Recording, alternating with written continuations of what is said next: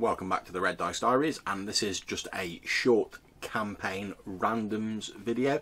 Now, what do I mean by campaign randoms? Well, basically, I've got a load of ideas buzzing around in my head, far too many that I have time to run as games, unfortunately. So what I've decided to do is, when I get an idea like this, is just to put out a short sort of campaign randoms video where I'll just put these ideas out on video in case anyone else wants to actually use them or take them forward and make them into a full game. And also, since it'll be a handy record for me, so if in the future I do get time to run more games, I'll be able to look back at these videos and maybe pick up some of these ideas in part or in full. Now, I'm in no way saying that the ideas I'm going to be chucking out in these videos are full campaigns or that they won't have their own problems and or issues. I'm just putting out the ideas as I have them. So the campaign random for this video was originally inspired by a post on the YouTube RPG Brigade Facebook page, and I'm afraid I can't remember who posted it because it was quite some time ago, and I've been mulling and kicking around this idea for quite some time now in odd moments when I've had spare time to think about it. And the idea was to have a campaign where the world consists of random floating islands. The islands floating because they're possessed of a mineral which has a sort of levitative power. I believe the person who did the original post called it Lodestone or something similar. And I really love this idea of this metallic sort of mineral being part of the sort of the underneath of these islands, the base of these floating islands, this mineral that has the power to defy gravity and lift them and the inhabitants into the air. I like to imagine that they would obviously mine this mineral to make vessels capable of travelling between the different floating islands. And I think it was a fun image to imagine, like almost like hot air balloons or sort of galleons with hot air balloons strung above them, but rather than actually being balloons, it would be these solid chunks of rock, this lodestone that sort of held them aloft. And I can imagine various different races, etc., inhabiting different islands and perhaps clashing over resources between the different islands in these lodestone powered floating vessels. So I suppose it'd almost be a sort of Spelljammer-esque sort of flying ship feel, which I know isn't everyone's bag, but rather than like sailing through space or anything like that, it'd actually be moving between different islands on the same campaign world. I also thought it was interesting because you could have an ecological aspect to the world, a sort of ecological disaster, I suppose you might say, because surely it stands to reason that as these islands are mined for lodestone, i.e. there's less stone to hold the island up, they would of course sink down lower.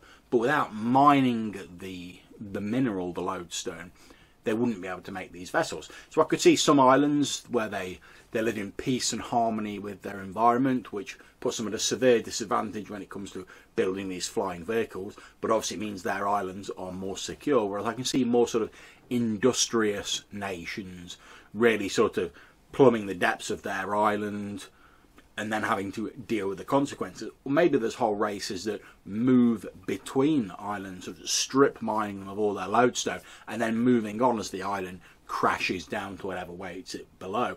Rather like the aliens in Independence Day who were supposed to move between different planets, sucking up all their resources and then moving on, like a sort of plague of locusts, I suppose you might say.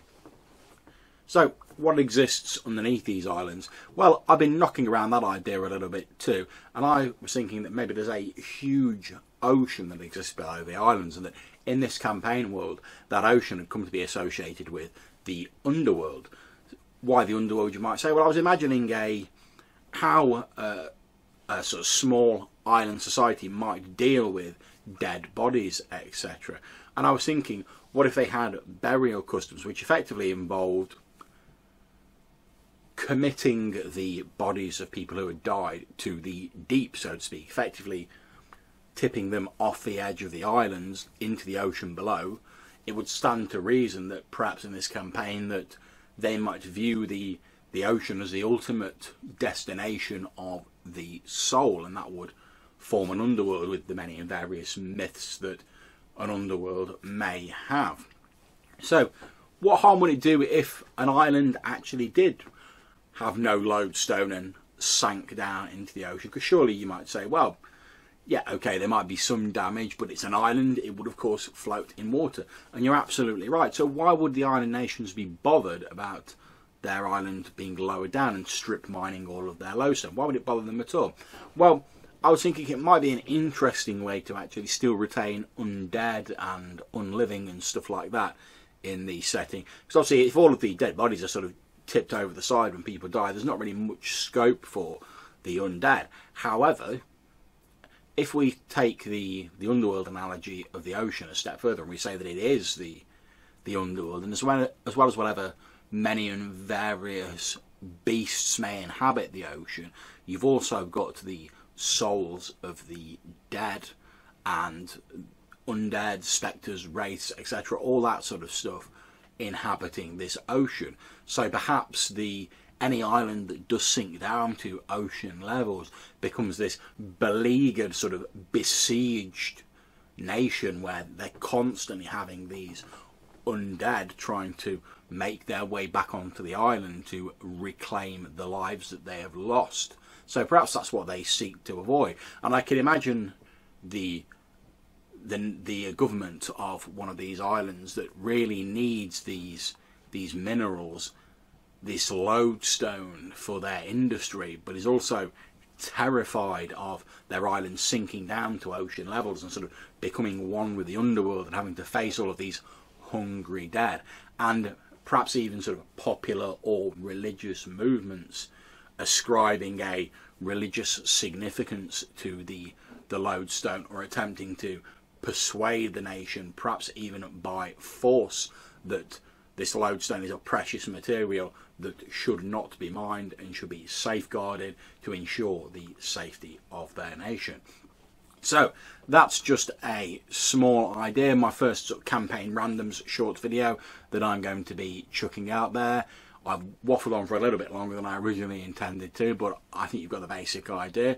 I hope if you've found this interesting, you can feel free to take these ideas, go ahead, use them. I hope you found something worthwhile in there. If you've enjoyed this video, please click on like and subscribe by clicking on the red dice up there in the corner. I'll be putting out some more campaign randoms videos in the future, as well as all the normal RPG bugbears, roleplay tips, reviews, etc. that I normally do. If you've got any comments, please either hit me up in the Google Plus links or leave them in the box down below. I really do enjoy reading what you write. Thank you very much for watching. Until I see you next time, take care and happy gaming.